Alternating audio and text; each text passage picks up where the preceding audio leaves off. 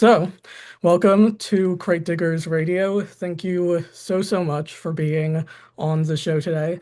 Um, for anyone who may not know, Crate Diggers is a show about music discovery and tracing, just kind of musical lineages and just how interconnected everything in music is. I really think the best musicians out there are the ones who draw from a lot of influences and who just really love it.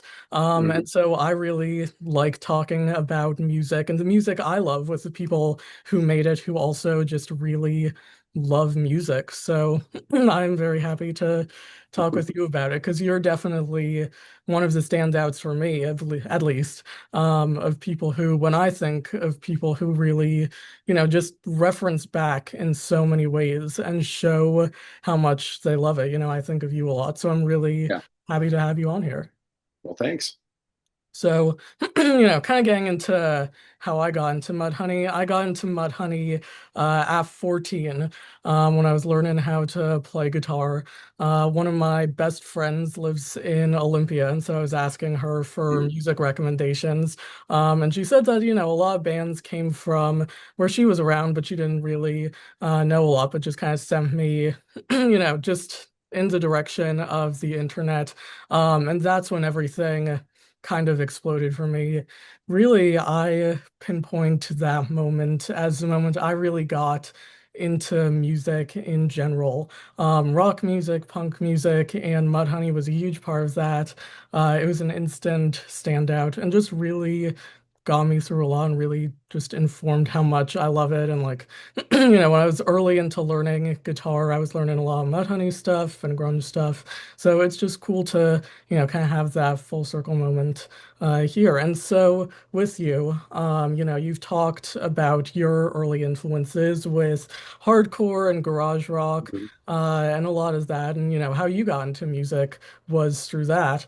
So I kind of wanted to take a minute and go more into the process and like the evolution of things, because I read in your book Mud Ride all about your early bands, what each of them were like and how things kind of played out timeline wise. The first few, including Mr. Ep and the Limp Richards, were kind of just like fun bands where people, were hanging out and just making noise and having a good time. But with kind of the shift into Green River, you really all started more thinking about musicianship and songwriting. So how did you decide that you wanted to make that shift into getting more seriously into music? And kind of what was the transition to that like? Well, you know, all those bands were with Mark, right? Hmm. Uh, I think we just after Ep broke up, we didn't want Ep to break up, but Yeah. a couple of the other guys said it's we're done because Hmm. we were just getting a little bit more into being a rock band. I don't really think some of those other guys Hmm. they didn't really want to be a real band. I don't think. Yeah. And me and Mark were kind of like going, we want to be a real band. So that broke up, and we started thinking about who would we get a real band with. And Jeff Hmm. Ament had moved to Seattle fairly recently at that point, and with his band Deranged Diction, and he was the only other bass player in town that played through a fuzzbox. So we tried to convince him to join to do a band with us, and he's like, he hated it. So he's like, nope. Hmm. But so like I got a job at the same cafe that he worked at and convinced him, kind of played on him for a little while. We were skate buddies and stuff. But I think it was just a slow realization that, we wanted to be in a slightly more serious band. I mean, I had no pretensions of being successful as a musician. Hmm. I was in college and all that kind of stuff. Yeah. Um, and but wanted to be in a band that was more rocking, I guess. That's like Hmm. the easy answer. Yeah. And you know, I quit Green River after about a year in the band because I didn't Hmm. like the direction they were going. Because they got even more serious, Yeah. like Stone and Jeff. Hmm. And I was like, you guys are crazy. You're not going to get Yeah. anywhere with this. Metal years. Yeah. And so I guess went back to college and, thought I was done with being in a band at Yeah. that point, and then Mhm. immediately I was in the Thrown Ups, which was a really Yeah. stupid band. Still is a really stupid band, but also really fun to do occasionally. Yeah, I've Um, seen some clips of like the reunion show yeah, around YouTube, and it's awesome. yeah. It's just it was a joke band basically. Mhm. But Green River broke up, and Mark called me and said we should do another band. I was like, yeah, we probably should. Yeah, And so I dropped out of college again, and we started Mud Honey. yeah. and and I the deal I made with my parents, give me 2 years, don't hassle me for like 2 years, Mhm. then I'll go back to college. And And well, it, that you didn't know, quite happen. yeah. Well, I think it was for a worthy cause. And like Enzo's couple of years, I really like looking back at him because I feel like a lot of interesting stuff happened just musically and kind of your sound. And like, with Green River and like the early 84 demos and stuff, I feel like Yeah, it's still, is kind of leaning into that hardcore style, but it is, sure. more rock, just like you said. Yeah. And so with the other bands, you joined once I'd already written songs, right? In which band? In Mr. Ep and like the Limp Richard. Yeah, yeah. I didn't write any songs in Mr. Ebb. Mhm. They were on their last legs, Yeah. basically. I played 2 shows with them, and then they broke up. Yeah. There's a really pretty good video of the last Mr. Ep concert on YouTube, like the full Yeah. thing. So it's been cool to like see some of the stuff you reference in your book, like the actual video of it. And so with kind of, going into songwriting more, how did you kind of figure that out in the early days? What was that process like? And did that kind of change? I didn't know what I was doing. I'd just sit around on the couch playing guitar, and things would come up. I go, well, that sounds pretty cool. I mean, it was really that basic. A lot of like the early Green River stuff was written by our drummer, Alex Shumway. Mhm. He did a lot of the riffs, and we realized after we did some reunion shows, like, God, he was like the best songwriter out of all of us. And now That's he's got a really great band called The Deception that he plays guitar in. oh nice. This is great. Like total, I'll like have to check them out. same 1984, 83 hardcore stuff. Hmm. Really good. And he writes the bulk of the music for it. He was a Oh, so very, cool. he wasn't the best drummer, but he was a really good songwriter. And Yeah. now at Nice. least, now he's playing to that Now he power. is, Yeah. playing the guitar, which is really, really cool. Yeah.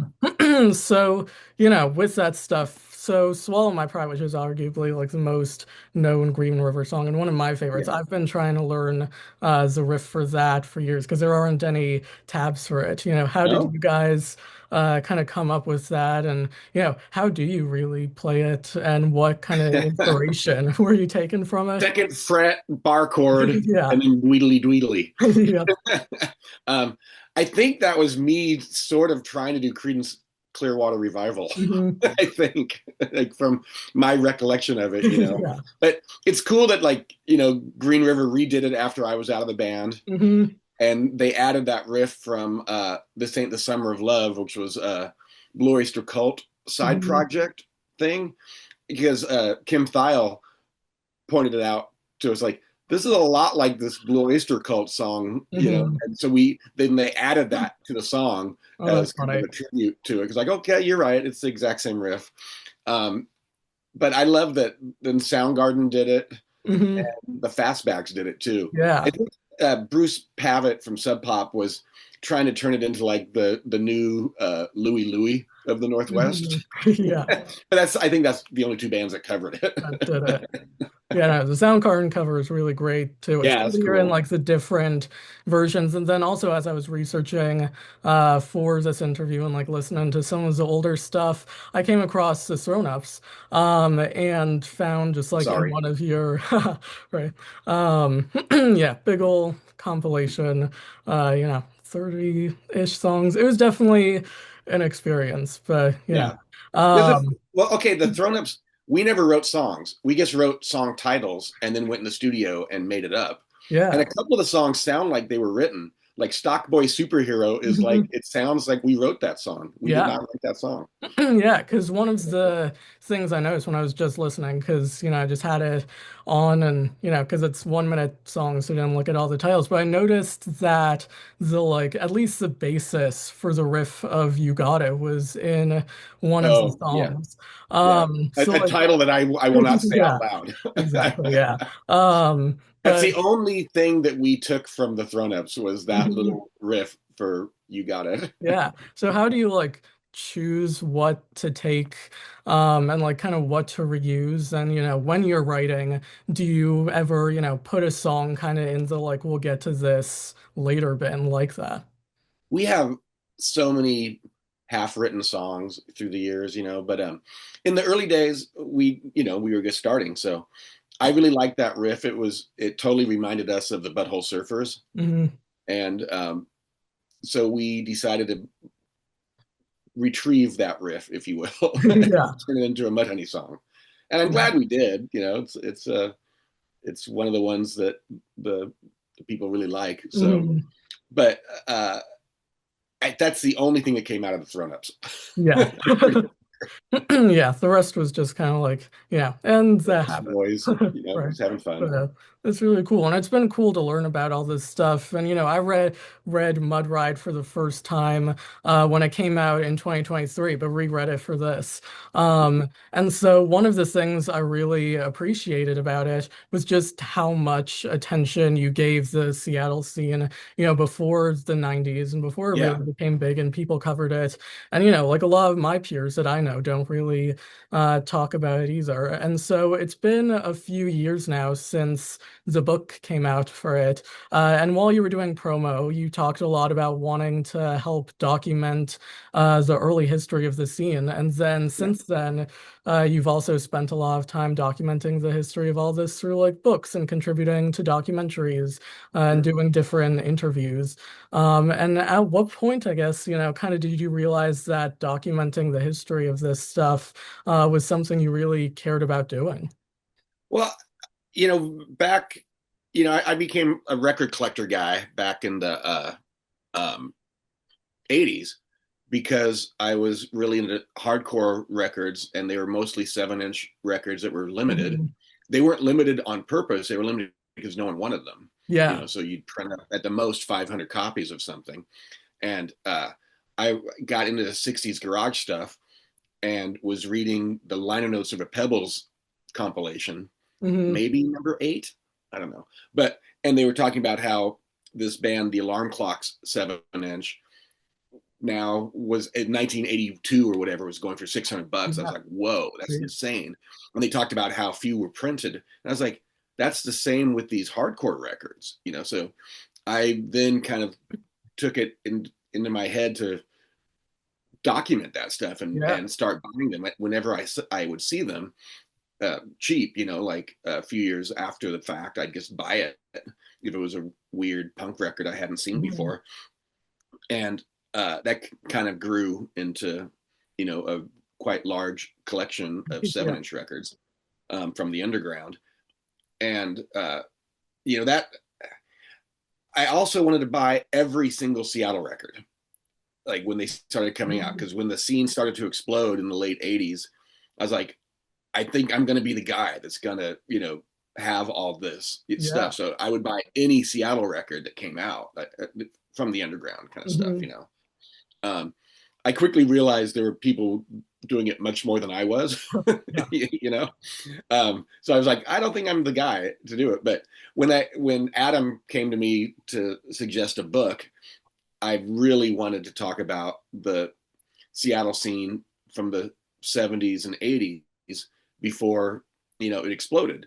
Hmm. Um, I worked for a museum in Seattle for a little while, the EMP. It's now called Mopop, Oh, yeah, yeah. and I put together a thing about why skateboarding and punk rock came together, and then they hired Mark to do a thing about like the 70s proto punk scene in Seattle that bands like the Screamers came out of, and the Avengers, Penelope Yeah. Houston, and stuff. There was quite a history, a very rich history in Seattle of weird musics, and so I think it was just always in my blood, I think, Mhm. to, look to the past. Yeah. And I'm trying to look to what's going on these days more, especially now that I have a radio show Hmm. and I'm here in Boise. And Yeah. so I'm trying to play modern Boise bands Oh, that's so as cool. well. Because I get stuck in the past with Yeah. music, and, um, I have kids, and my younger son, Milo, is a total punk rocker. And, he goes to all these modern hardcore and thrash shows and stuff, Mhm.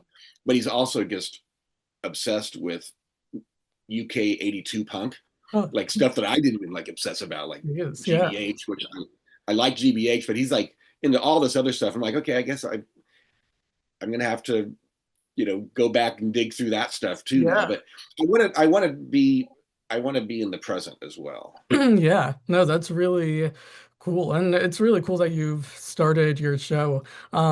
It's just always awesome to like see, the people who are influences to me and like who I've gotten so much of my taste from, just it's really cool to have you share more of that. And, with being in Boise, what's it been like getting into the local scene more? Because I really haven't heard much about it.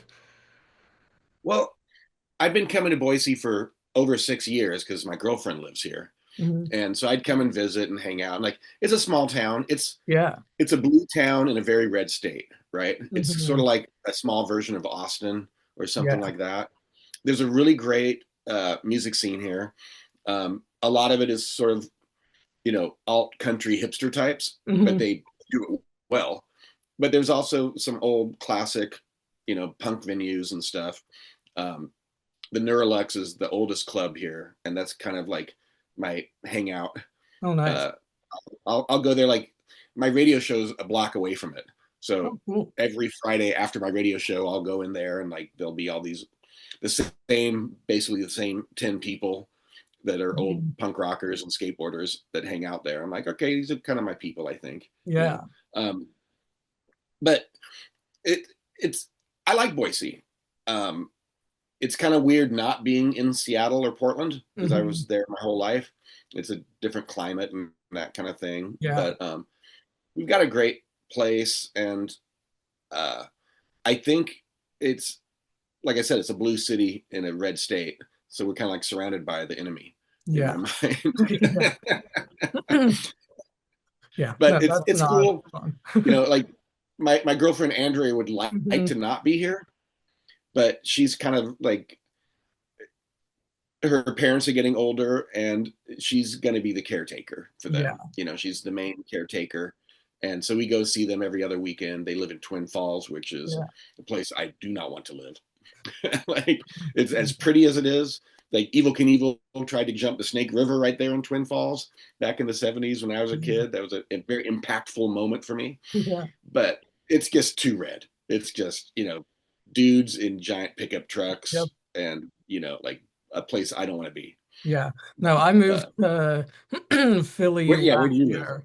I live in Philadelphia, although my family Okay. is originally from New York, and then moved to the PA suburbs, which even though, it's near a lot of metro areas, people in Yeah. the PA suburbs kind of treat it like it is Boise. So Yeah. we were happy to get out of there. But Philly is really cool. There are a couple good punk venues. Ooh. Although, lots closed since the pandemic. A really major one, Yeah. called JC Dobbs, closed, which is one I know a lot of people from the scene play at. But it's really interesting here, because a lot of the people who used to be in New York and that scene got priced out. And so, you Yeah. just have a bunch of just old rock stars just hanging out in random PA suburban towns. So it's definitely an interesting climate over there. But it's been Well, cool to be here. I've always really liked Pittsburgh. Hmm. That was one of my first favorite cities when we first were touring because it's such the Rust Belt. I know it's not by Philly Yeah, or yeah. anything, but I just really liked it, and the vibe there still is Mhm. really great.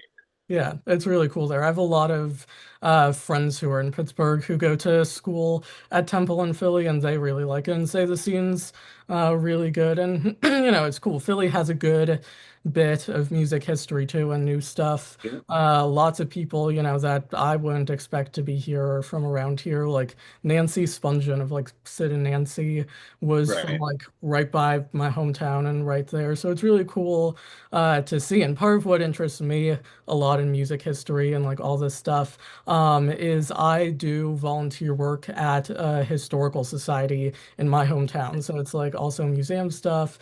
And it's really, really shaped the way I kind of see, music and just kind of looking at things and the lineage of it and how it's related. So it's always really cool to see people who do that as well. And it definitely makes sense coming from a museum background. And Mopop's awesome. I went Yeah.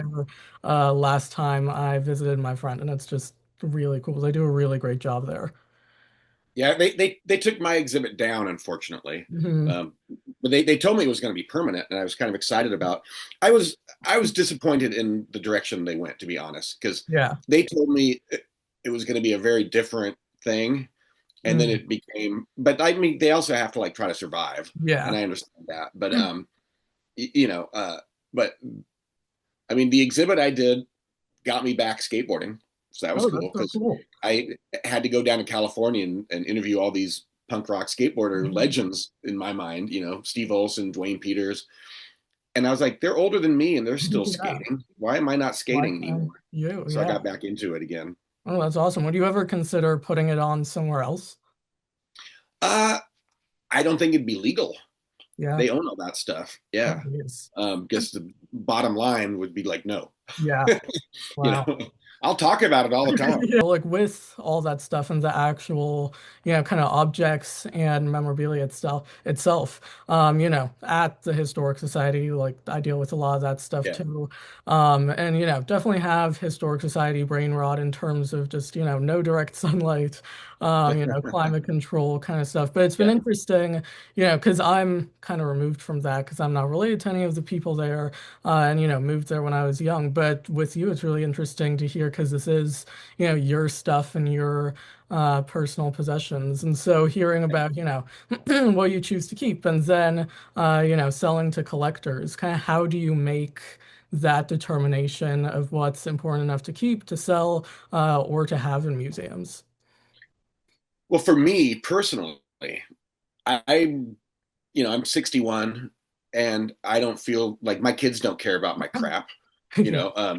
so I'm selling everything basically. I Mhm. still sell a lot on eBay and stuff, Yeah. Discogs. I started selling records when my son Milo was born 21 years ago because I was a total, killed by death punk collector, right? Like this is Yeah. one of the rarest stuff, and I had a lot of it, and I started selling it. Like I sold sort of like the prime record that I found that no one else had. Hmm. Jackie Shark and the Beach Butchers, Huh. Second Generation Rising, and it was 1978. No one knew what it was. They were like some of the other like real collectors thought that maybe I was pulling a fast one, like that I'd actually recorded it and was trying to Oh, sell it as an old interesting. record because that's happened a couple times Oh, in the really? Jeez. collector world. Like, And I was like, no, I don't know what it is. And then finally, like a cassette was found of them, a demo cassette, and mhm.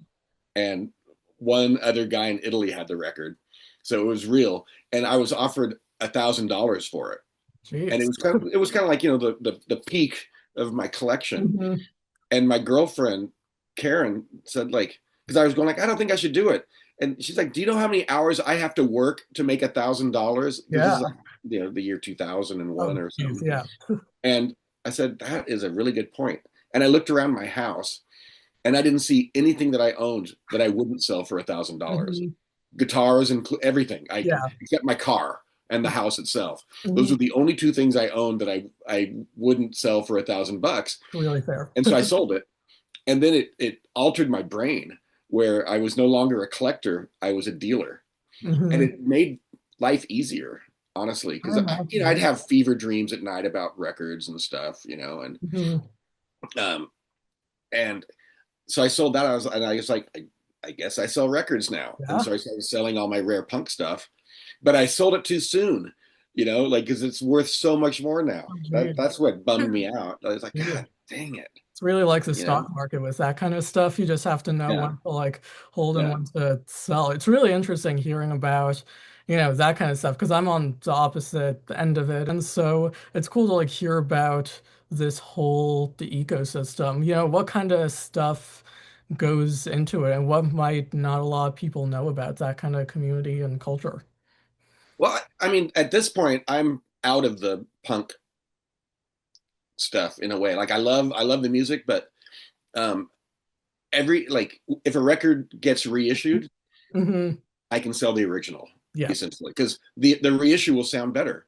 Because back in the day, in the late '70s and early '80s, the people mastering these punk records, they just thought it was garbage, so they didn't even put any effort into it. So like the reissues always sound better than the originals in my mind, at least for punk stuff. '60s Yeah. stuff is different, but the punk stuff they were just like they just thought it was garbage, and so I'm always really happy when I see, like I had all the Discord singles, Minor Mhm. Threat and all that, Teen Idols, Yeah. and the reissues, even the box set of 7 inchers that Discord put out a few years ago, it all sounds so much better, you Yeah. know. So I'm like I'm a reissue guy, Yeah. Like, and and you know, it, like I said, like I don't have a lot of really rare punk singles anymore mhm. because I sold most of them to Yeah. buy diapers and stuff. Yeah. No, that's very, very fair. And with that stuff too, it's like, I'm going to school for like partially for mixing and stuff. And so a lot of those Mhm. punk stuff, it just sounds like it's recorded on a tin can. Totally, So yeah, when you get, an actual good quality thing of something, it's always really nice. And I mean, it's not exactly punk, it's still Seattle scene, but I remember when the Malfunction stuff came out for Record Store Day, it was yeah, really great actually being able to, hear what stuff, was going on instead of it just, yeah. But rattling they never around. made a good recording. Like So, their recordings are pretty terrible, yeah. So, unfortunately, because they were great. They were they like one of were. the bands that was pointing away, and they were sarcastic, they were Mhm. funny, and they'd slowed down. Like I first saw Malfunction when they were still trying to be Discharge. They were like a hardcore Oh, band, wow. and they all had short hair and stuff. Um, but yeah, they were a unique band. Yeah. You know, Kevin, like every song, he'd start the riff, he'd play the riff a couple times, and then just start soloing for Mhm. the rest of the song. That's pretty much what he did. Yeah, no, it's interesting to just like, find a couple things that you can of it and just like across the different years. And, it was a fun band. I kind of wish, a lot more people embraced that and just had fun with it. Yeah, I'm buddies with Regan Hagar, the drummer. Mhm. He's one of Stone's best friends and stuff, and Yeah. we hang out and get together and have meals when I'm in Seattle. And yeah, I mean, they were from Bainbridge Island, which Hmm. is just a boat ride away from Seattle. Like a 30-minute ferry Hmm. ride.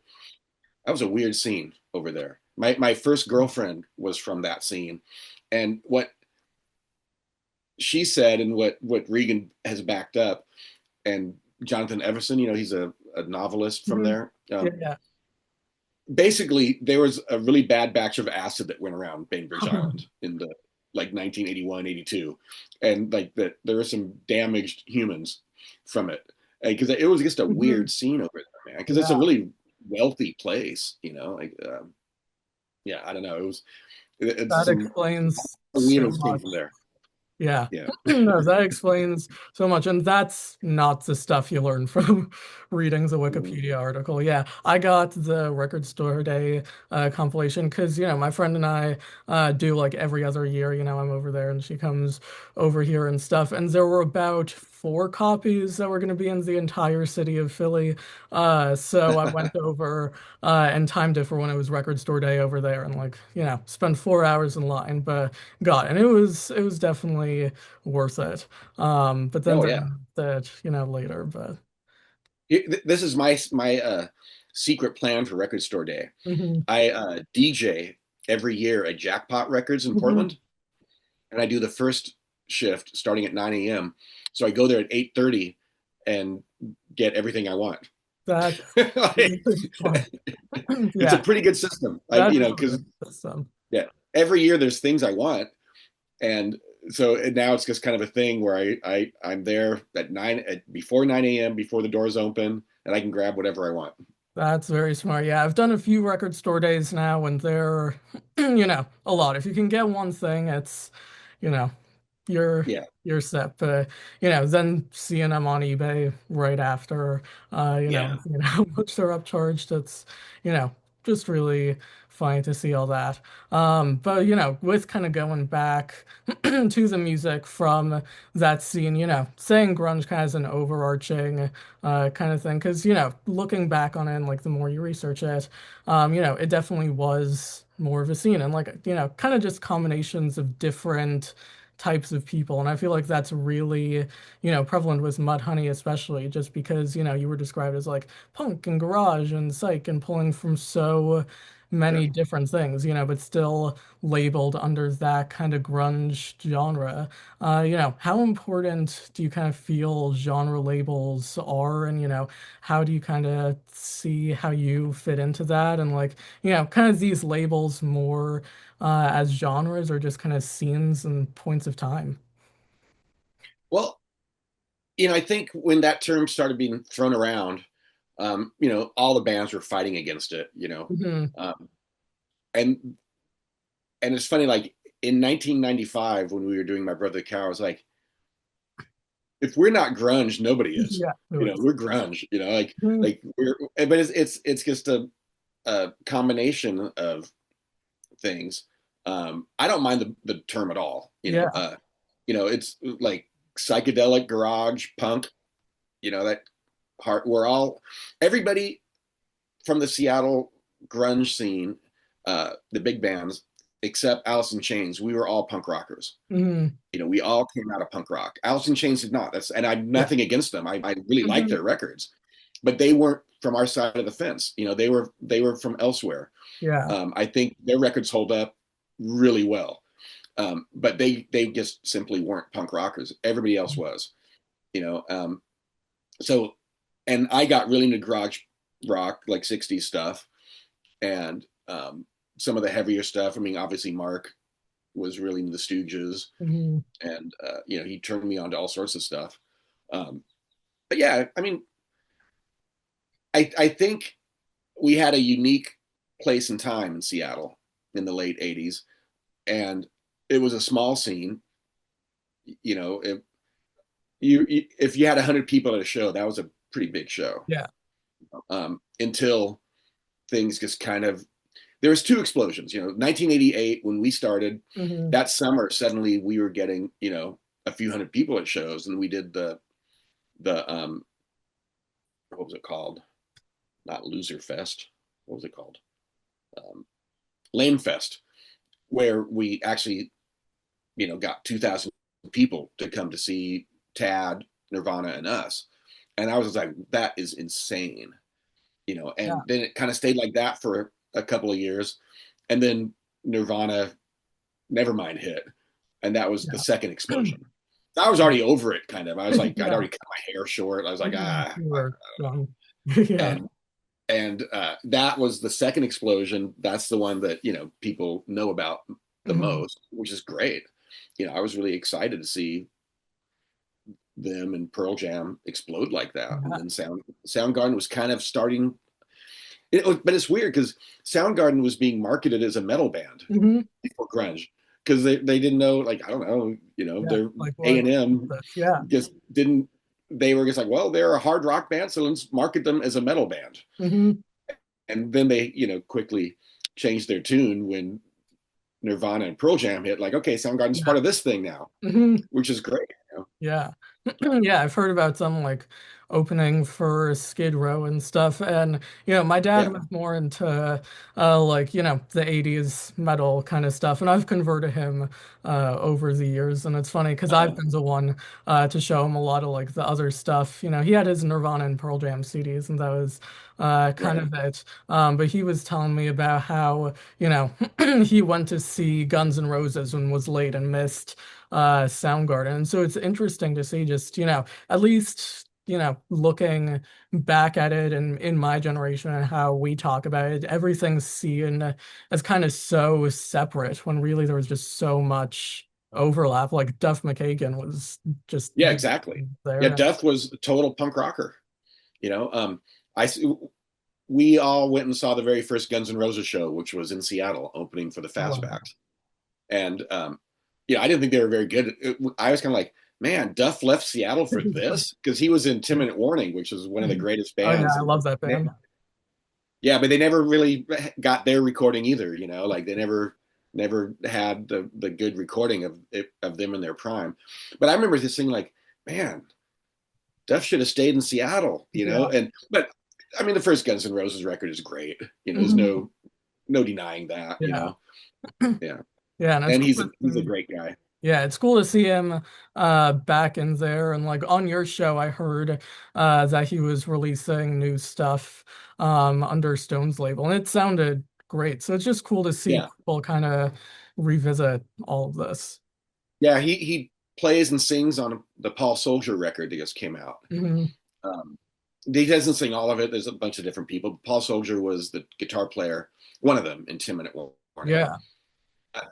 I can't remember. I think Duff played drums in 10 Minute Warning early on, then switched to guitar. Hmm. But maybe I'm wrong. I don't know. But I mean, Duff, I saw him as a teenager play every instrument. Yeah. He equally adept at any of them. Yeah. Oh, that's so cool. And with that and like metal and punk and just all of it coming together, what I really respect about the genre, just kind of looking back about it, is just how much you guys pulled from and just how much you referenced your influences and really wanted to get people into them, whether it was just Yeah, talking about them or playing covers.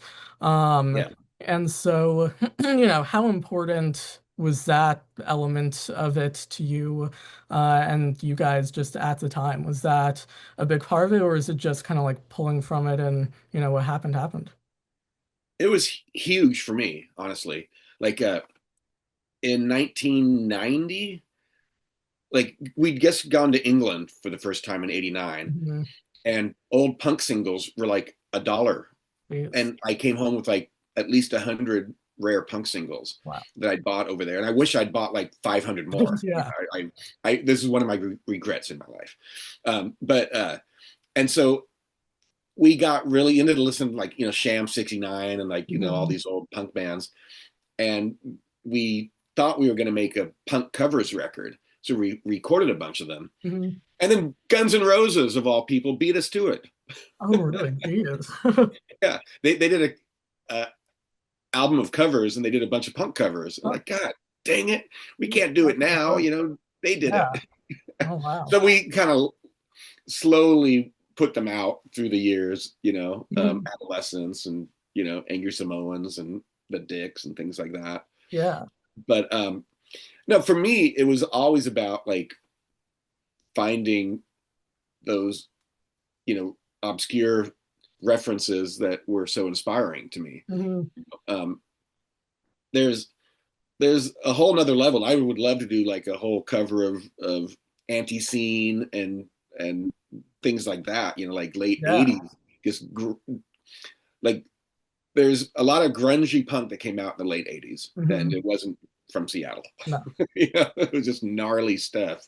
Yeah, Oh, that's so cool. Yeah. And, kind of with pulling from different genres and stuff, like you've had so many different projects that have done so many different genres and things. And, one of the things I noticed is when you play bass for a record like the Fallouts or Monkey Wrench, hmm those both are very 60s, like garage and mod yeah. inspired groups. Is playing bass, for that kind of stuff a particular interest, or is that kind of just how it fell? I love playing bass. In some ways, I think I'm a better bass player than a guitar player. Mhm. I'm completely satisfied with my bass playing on those records. I'm never Yeah. satisfied with my guitar playing. You know, um, but yeah, the Fallouts were this great. They still are. They do the occasional show still, Mhm. maybe once a year. I haven't seen them in a number of years, but um, they were one of those bands from Seattle. They put out a 7-inch in like '88, and they just happened to practice right next to our practice room at this, Mhm. place where you pay to practice. Yeah. And I was like, these guys sound amazing. I didn't know them, and Mhm. and I knew that their bass player Shannon had moved to Alaska, and I cold called Dave, the guitar player singer. I said, like, I'll play bass for you guys, and he thought I was joking. He thought it was like a Really? prank call. I'm like, no, I'm serious. I'll play bass for Yeah. you guys. And it took me a while to convince them that I'm actually serious. I'll play bass, and I'm so glad I did, because the record that we made together is one of my favorite. I put it out on my record label. Mhm. I guess the self-titled Fallouts one, Yeah. and it was so good. But then 2 years in, I just gave up, Yeah. because you know I had to do everything for that band, in a Mhm. funny way. I was like, okay, I put out their record, I drive them to practice. I'm the only one with a car, Yeah. like I was just Um, kind of over it. And then Shannon came mhm. back, and he's like one of the greatest bass players ever to me. You know, both they're Shannon on bass and Dino on drums. Like, those are two of the best musicians I've Yeah. ever played with, Well, that's or awesome. seen. And Yeah. Dave, like, he's an amazing songwriter. Like, that's an amazing band, Yeah, basically. no, I love Yeah, that band. And, I was originally a guitarist and then started just playing bass in my band because, everybody needs a bassist. But it's really cool to just kind of see how translate kind of the guitar stuff into the bass stuff. Because I know I definitely play like a guitarist, but it's cool to see how yeah. melodic you make things. And one of the bass lines in particular that I've just had a question about for so many years is actually a cover you did with Monkey Wrench, the song Codeine, because that's like one of my favorite standard covers. Like a lot of people do it, but that, bass line has only been present in a couple of them. There's Yeah, the a two, the '60s litter and garage band called The Litter. yeah, that's what I was That's the wondering. version that we kind of like took over, if you will. Oh, that's so cool. Yeah, So I've always that wanted that to that was the challenge one. The Litter was just a amazing garage psych band from the them. late '60s in Minneapolis. Yeah.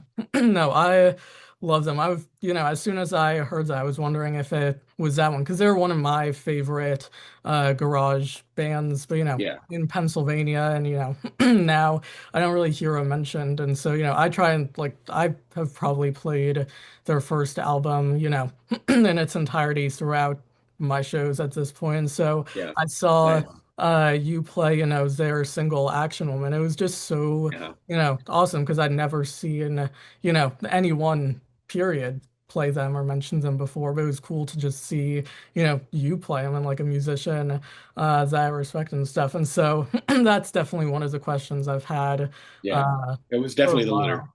Yeah. Oh, that's so Um, cool. y- you know, it they're an interesting band because they did that first record is so cool, and they just look so cool on it. Mhm. Back when I was a kid in the '80s, I just stare at them going like, I want those haircuts. I want the Yeah. perfect, page boy Hmm. cut. But my hair was curly, so I Yeah. couldn't do it. But they just look so cool, and they sounded so great. And then their third record is kind of a heavy psych record, Hmm. and it took me a while. Like, I didn't like it back in the '80s. I bought it. It was the Hmm. only one you could find an original copy of, and it's like, Oh, good. but now I like it. But Yeah. 'cause, bands, they progress on. Like, there was all these early to mid '80s bands that were doing '60s garage stuff, Hmm. like Chesterfield Kings and bands like that, and they actually moved through the years just like the '60s bands did. They did a really great garage record, and then they started going more psychedelic, and they started going more heavy. And like the Morlocks. You know, they were what were they called before the Morlocks? I can't remember now, but I thought it was interesting that like they were like going through time in the same way that the '60s bands were. Hmm. I was like, that's really weird. Yeah. Like they can do whatever they want now. They don't have to move on to Mhm. heavy psych or prog or whatever, but they Yeah. did. Like, it was. I thought that was because Seattle never had one of those bands, an actual just like wear the outfits and be Yeah. kind of a 60s band in the 80s. uh, San Diego had a lot of those, I think. Mhm. Yeah. Yeah, that's the main one I've heard of. And, we had it a little bit around here, mostly just kind of like in New York and stuff that came Yeah. down. But I'm trying to think of like East Coast. There was the all girl 60s garage band mhm, in the 80s and early 90s called The Brood. mhm. They were really good. Oh, that's They, cool. they I have wrote, to check they them wrote out. some great songs, man. They did a few records, but I think they kind of stayed in 1966 for Yeah. all the records. Yeah, but Yeah. I mean, you have the Cynics in Pittsburgh, Mhm. Oh, one of yeah, the yeah. greats, one of the greats. Like we still play shows with the Cynics. You know, That's awesome. I love that band. Yeah, so there's a little PA for you. Yeah. No, thank you. I will definitely have to give them a listen and, kind of going over into that lane and, your show. It's Well, been, the yeah. Cynics, Greg, uh, he's the guitar player, but he runs Get Hip Records, Hmm. the record label, Oh, and nice. I know. Cool. they've been putting out records for 40 years now. Yeah, Sweet. Yeah, it's cool to hear that a lot of those guys ended up putting out their own stuff and like yeah, they just have stuff coming out on their labels. And you had a label, and it's been cool to just even go through the Discogs and like, okay, looking to hear something new. And I can, hedge a bet that the stuff is gonna be stuff that I generally like, which I really do. yeah, So it's always cool to get music recommendations, and just kind of hear what people like because I feel like right now with social media it's so easy to find stuff but also so hard to find stuff because people are very kind of gatekeepy about the stuff they like and it's like I want the bands that I like to be able to pay their bills and so sure. that's kind of why I went into radio and so it's cool to see that you started this up and with Where Were You I heard that originally you did a show at college titled that. Yeah, And yeah. so, what was the inspiration for getting into that, in the first place, and then bringing that back and bringing, the Well, title back with it? yeah. I had the radio show Where Were You at KUGS in Bellingham, Washington in Mhm. 1987. And yeah, I was just a music fan. I thought I was literally done playing in bands at that point. And I was just going to college, uh, and so I applied for a radio show and I got it, and I called it "Where Were You" from the Mekon 7 inch. Mhm. Great song, like UK All post right. punk band on Rough Trade, and because I was mainly playing old music, so like "Where Were You," Yeah. and to me it still fits. Yeah. Uh, and I, thought about calling it different things. My girlfriend didn't like the name. It's like, Mhm.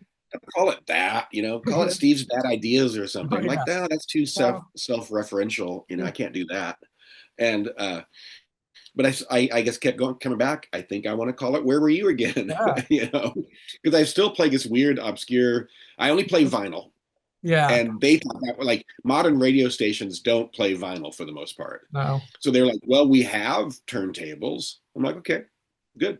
Yeah. I'll play vinyl. you Yeah. know, and some of them are really scratchy and old records. Yeah. And to me that just adds a little ambience to what I'm Yeah. doing. No, it Because adds like, character. yeah, these are old records, obscure things that you've never heard of. But I also feel I need to throw in the occasional bone where people will recognize the song. Yeah, no, that's a hard challenge. Like I play a lot of, that stuff too on my radio show, and like, kids my age are even, more divorced from that. Like, where were you? It's like, -20. And Right. so, it's definitely an interesting balance getting people into this stuff. And so, Yeah. I definitely know that I have my process of creating sets and playlists and stuff. And so I was wondering, what kind of goes into making a mix for you? Well, you can see I got some records behind me in this room. Mhm. I've got 3 rooms with a bunch of records in them, and I will literally just like go to a spot on the shelves and start digging. I've got Yeah. like probably 40 boxes of singles Oh in the wow. garage. So I'll just pull out a box or two. Like some of them are UK, punk stuff. Some Yeah. of them are oldies. So I will literally just pull out a box. And what I've noticed sometimes, like all the records I play are start with S, Mhm. because Yeah. I just go to one box. I go like, well, I'll Yeah. play all this stuff. You know, Pulling from that stuff. Yeah, it's really yeah, cool to see. And one of the bands that I really like from there, that you've played is Sweet. And I didn't realize they were, an yeah, influence for you guys. And I actually I mean, not a lot of them are around anymore, but I got to interview the guys who are in like the second gen of with the original really cool. bassist, That's Steve cool. Priest. Um He wrote a lot of the songs. Steve Priest. yeah, yeah. Yeah, he was one Um of the main songwriters. and so, I didn't know because, with researching for both, you find out a lot. And so I don't know if, you guys ever spoke because, you guys, Mhm. in the grunge camp listed him and like Sweet as a big influence. But he was actually a really big fan of your guys' stuff, I Nice. found out. Have you heard the song "Man from Mecca"? Yeah, yeah, that's my favorite Sweet Oh, that song is side. such a ripper. Yeah, Yeah, no, I love their B-sides. They're, it's yeah, the best because they were actually writing them. And so I think it's, really cool to see it. But yeah, he said he wanted to reach out to you guys, but, it's just like, oh, I'm an old nice. washed up rock star. But I think it's really cool to, kind of That's hear really cool. Yeah, what people are into and then kind of just make those connections. So that's been really yeah, cool to see. And he released his book in 95 and a lot of it is about yeah. commentary about like what he was seeing with the grunge stuff. So if you'd ever get a chance to Huh, pick it up, I I haven't definitely seen that one. uh Yeah, recommend it. But gonna just transition to the end of it on college radio. I've definitely noticed an uptick in people my age playing grunge stuff and kind of rediscovering yeah, songs from that era. And I got into it at 14 and it was definitely a smaller community back then. And as people have gone older, I feel like a lot more people my age have gone into it in the past mhm, few years. And, that's definitely been interesting to see from the fan side because it went from, a small little community to, a bigger thing. So I was wondering, what you have thought about it and what it's been like to see from an artist perspective and what you think of, kind of younger people getting into this stuff. Well, I think things go in cycles, right? Hmm. Um, Back in my day, when I was a kid, I got really obsessed with '60s music in the '80s. Yeah. And so that just happens. People, people that are curious will go find things. Um, Obviously, there's a couple like really big bands that came out of the grunge thing, Mhm. and so if a kid reads about Nirvana, they're going to see us, mentioned Yeah. one way or another. So then, like the curious ones will go find it, Hmm. and that's great. Um, when we play shows, maybe 10 years ago was the first time a grandmother came to our show, Oh, that's and she's like, yeah, my son's really into you guys too, and they just had a baby so he couldn't be here. I was like, oh my god, we cool. got grandmothers now. Yes. But we're in our 60s. Mhm. But it's just like one of those like markings of time, that Yeah. things just keep going. And I think the good stuff remains the good stuff. And Hmm. it's so easy. I mean, I have kids, they're in their Yeah. 20s, and it's so easy for them to find out anything about music. Hmm. Um, I mean, I love YouTube, Yeah. you know, I absolutely love it. And because all the stuff in the past is preserved there. I can find like some weird obscure 7-inch from the '60s Hmm. and look it up on YouTube and like, well, there it is. Yeah, there you go. So I think that's great. The history is being kept, you Yeah. know, and I think that's great. And the curious young people will search out what they're after.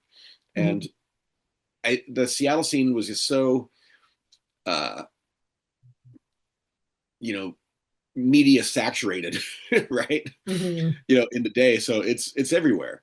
Yeah. So it's my older son's favorite band is Soundgarden. Hmm. You know, I don't know. It'll Yeah. it'll keep going. Like people will keep finding it, and I hope people will keep finding newer bands as well, Yeah. and that'll keep going too because I'm a big fan of a lot of young bands.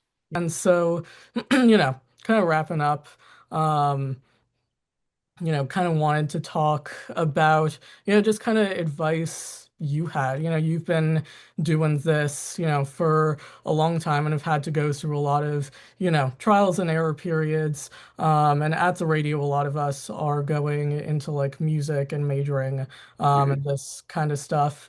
And so, kind of was wondering what advice you had for young people who are going into this now. Well, as far as being a musician, play with your friends. Yeah. That's you know the main advice that any of us in Mudhoney would give. you know Hmm. Make a band with your friends, share songwriting credit equally, Yeah. because that ruined the Ramones. Their Yeah. first four records, they shared songwriting credit, and they started like Right. wanting to take credit, and then they all hated each other. Yep. um you know if you hit it big, great. If not, just keep playing with your friends. Yeah. I mean, I think that's the the biggest lesson that I feel like we've always shared. Because Mhm. yeah, Yeah. music is fun.